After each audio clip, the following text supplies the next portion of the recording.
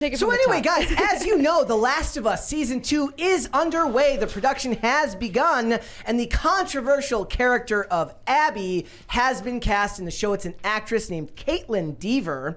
And so far, the internet seems to be hell-bent on making sure that she knows that she is going to be abused. Right, yeah. The first article I saw about this is titled, Kaitlyn Dever will play The Last of Us Abby.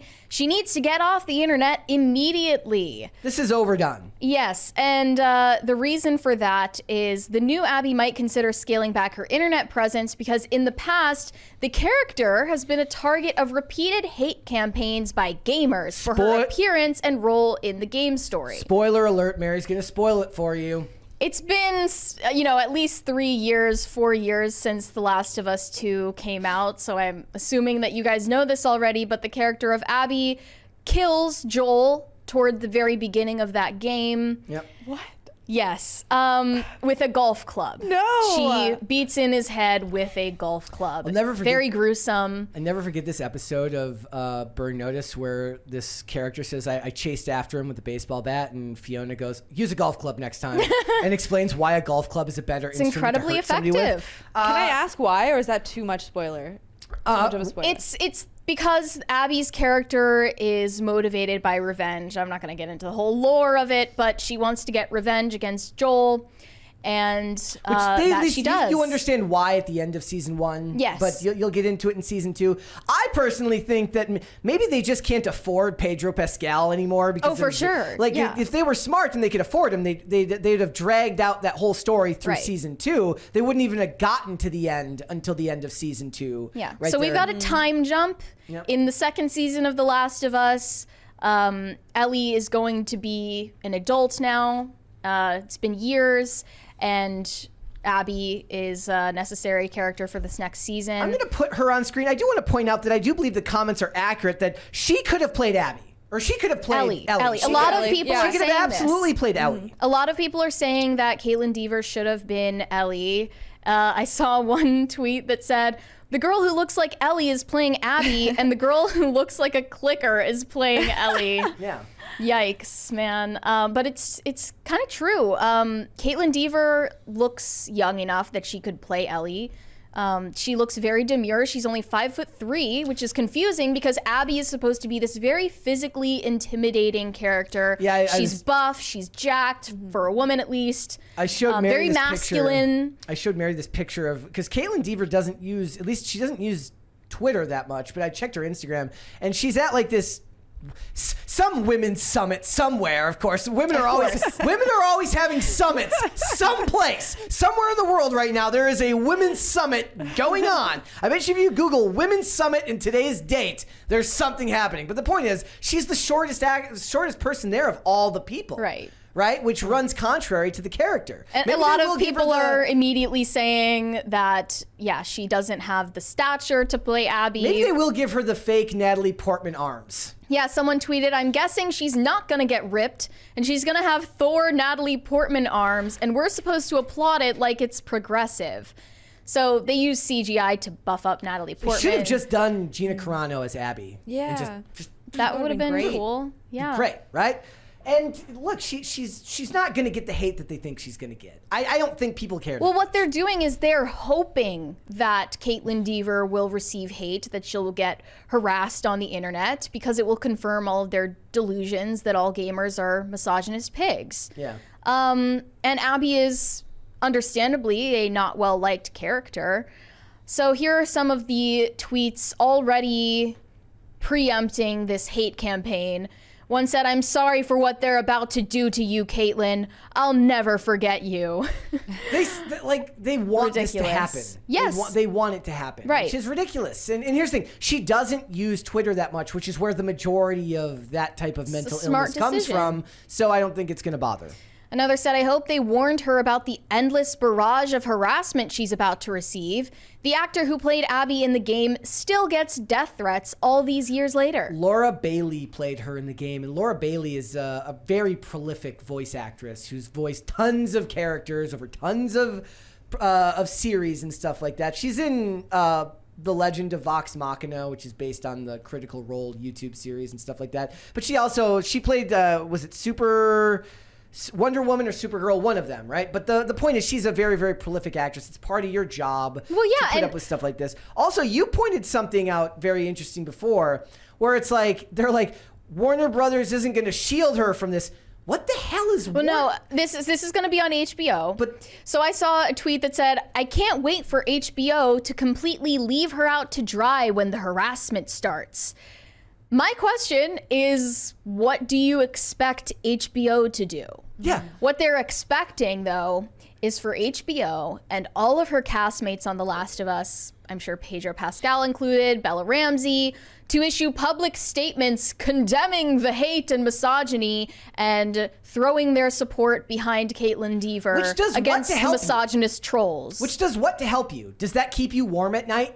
Does the it doesn't well wishes stop of people from hating you? Yeah. In fact, it only inflames it because you're paying attention to it, and that's what trolls want, right? They want you to pay attention to it. They want you to get upset. Everybody forgets.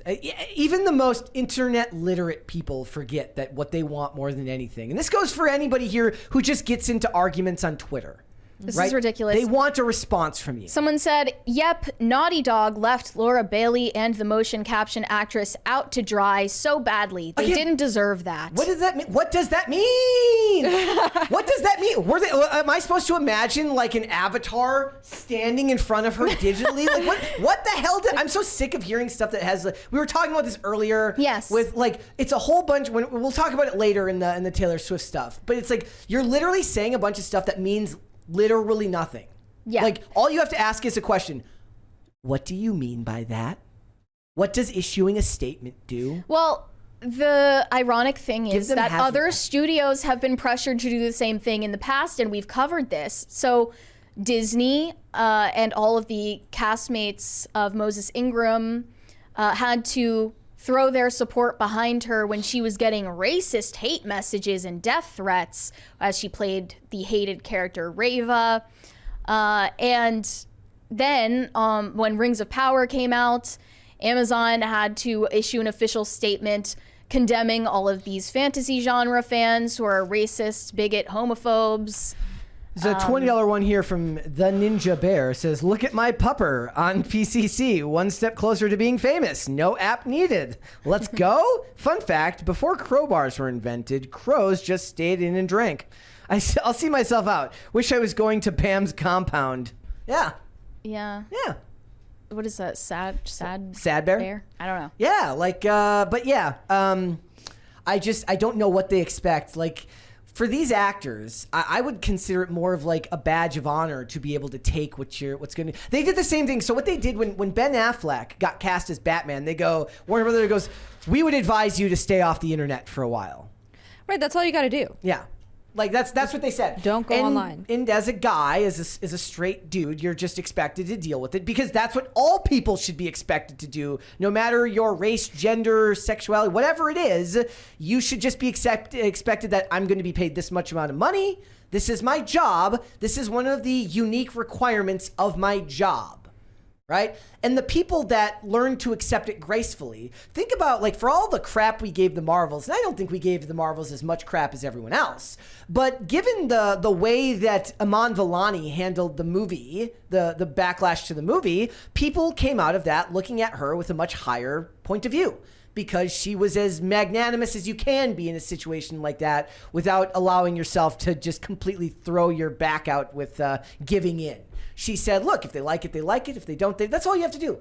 It's not that difficult. Mm-hmm. And for people like this, the problem is, though, is she might not suffer this problem, but for a lot of them, they're very, very internet addicted, and they need to be reading what people say about them online.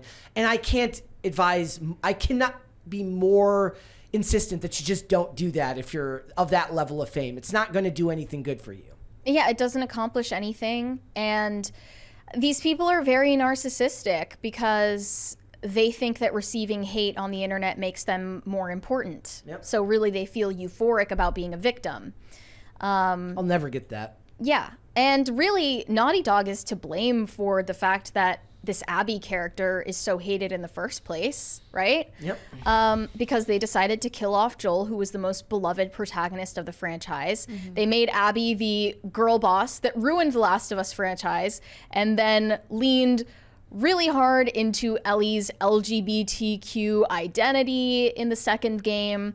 The whole thing was just a PR blunder, really. I do hope that we get some great, like, Kaitlyn Dever workout montages to Eye of the Tiger, where she's just taking a bunch of like steroids and like shadow boxing with people. Maybe she'll get Grace Jabari as a movement coach. Maybe she'll get Jonathan Majors ex movement coach. Yes, totally real job. Whatever the hell that means. It's a movement coach, and I just I'm hoping that she can embrace it. But look, when Gal Gadot played Wonder Woman, you know, she had all of the people that acted in those movies would have these montages of them working out and getting ready for the role. So she's just lifting a bunch of weights and eating a bunch of chicken and rice. It'll be great. It's just a stupid idea that they would double down on this horrible storyline that all of the fans hated to the point of adapting it into a high budget TV show. Yeah.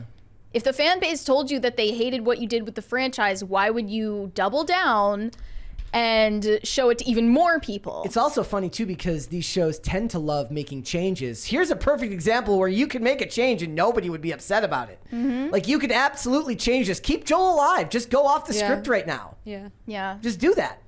Right? Yeah, and it's true that Pedro Pascal is like too big of a paycheck for them to keep him. They could have stretched out the first game storyline into 2 seasons, but it's just not feasible. How did you feel about it? You watched the show. You watched the first season. How'd you feel about it? I liked the first season a lot. The only part I didn't like about it was the one episode where it was like the gay couple, and not because they were a gay couple. I didn't care about that part, but because it wasn't what actually happened in the storyline, and it didn't apply to the story at all whatsoever. Right, changing the story of the original game is totally on the table, right? Yeah. Right. They changed that, and it was only to pander to the queer audience, which is like a small sliver of the mass appeal you're trying to get. Yeah. Supposedly. That episode was awful. And honestly, I think the whole first season was weak. I didn't like any of it. I liked it because I didn't know the story at all. Yeah. So other than that, I actually recently rewatched it, which I normally never do with shows. So I thought it was great. Now that I hear about him getting killed off in the second season, I have no desire to watch it. I guess I spoiled that for you. Whoops. That was shocking. I don't know why they would do that.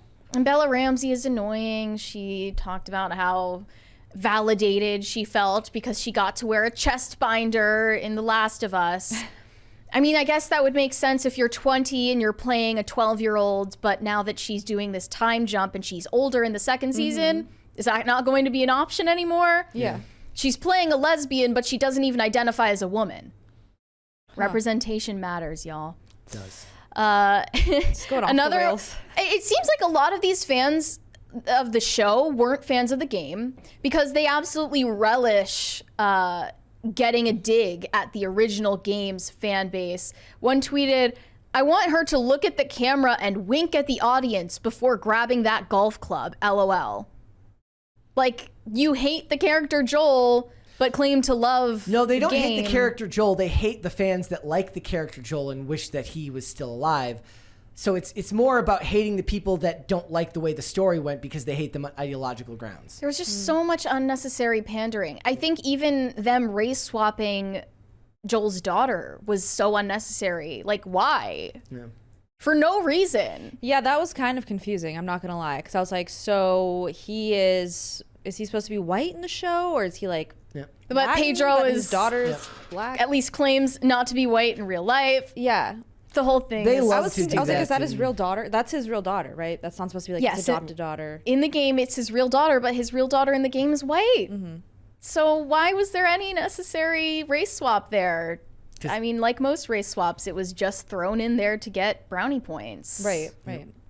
I love, and the sad thing is that was part of that first episode was the best to me of the show, was that whole first opening sequence as everything's falling apart and you see them in the car and the point of view shooting through the car window. I love that whole scene down there. It was great. Yeah. The show as a whole, I just don't think enough happened for it to justify it just felt like such a slog to get through to me every few episodes. Which is weird because didn't you say they packed everything into that first season? Yeah. Like it could have been broken up. It was very slow. There wasn't enough action.